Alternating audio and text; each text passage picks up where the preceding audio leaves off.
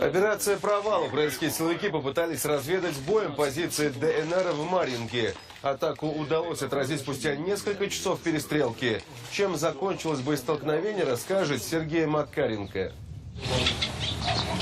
Это передовая линия обороны на западной окраине Донецка. Населенный пункт Марьинка уже полгода одна из самых горячих точек на карте республики. Удивительно, но сейчас в 5 часов утра здесь абсолютная тишина. Ее нарушает только пение птиц в сосновом бору. Это затишье, рассказывают бойцы народной армии, настораживает еще больше, чем уже привычные для этого места взрывы и свист пуль. Пока противник не ведет огонь, тишину используют для проведения радиоразведки. После длительного сканирования частот ВСУ командир интернациональной бригады «Пятнашка» Ахра Авицба в радиоэфире слышит украинскую речь.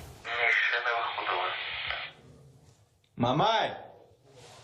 Они что-то выходили, не выходили, вас слушаем. Походу. Кого-то ждут. Ближе к 9 утра выяснилось, разведывательно-диверсионная группа украинских военных уже находится на территории, которую контролируют силы народной армии.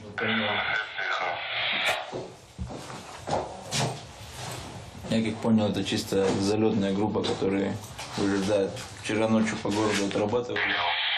Видать, вот это, наверное, одна из групп выходит, или это их разведка. Реакция командиров молниеносная, как говорится, по накатанной. Боевая тревога, короткий инструктаж и небольшая группа сил ДНР выдвигается на перехват. Их задача не дать противнику провести разведку боем. В этом случае, говорят ополченцы, очень важно дать отпор как можно раньше. Все идут двойками. Крайний остается на прикрытии.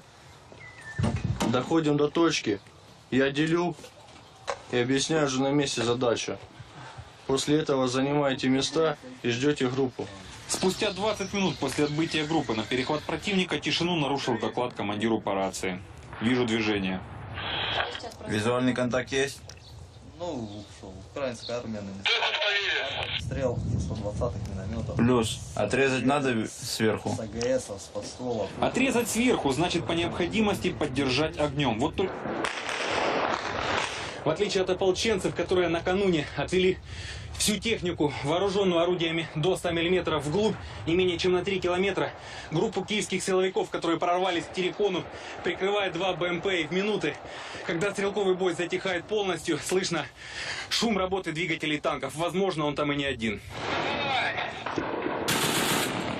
За почти 2 часа боестолкновения ополченцам удалось уничтожить одну боевую машину пехоты вместе с экипажем. После того, как разведгруппа ВСУ лишилась огневой поддержки и половины своих бойцов ранеными и убитыми, они были вынуждены отступить вглубь своих позиций. Атака отбита.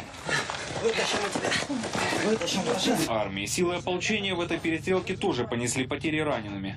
Осколочные и пулевые ранения получили несколько стрелков. По счастливой случайности ранения не тяжелые.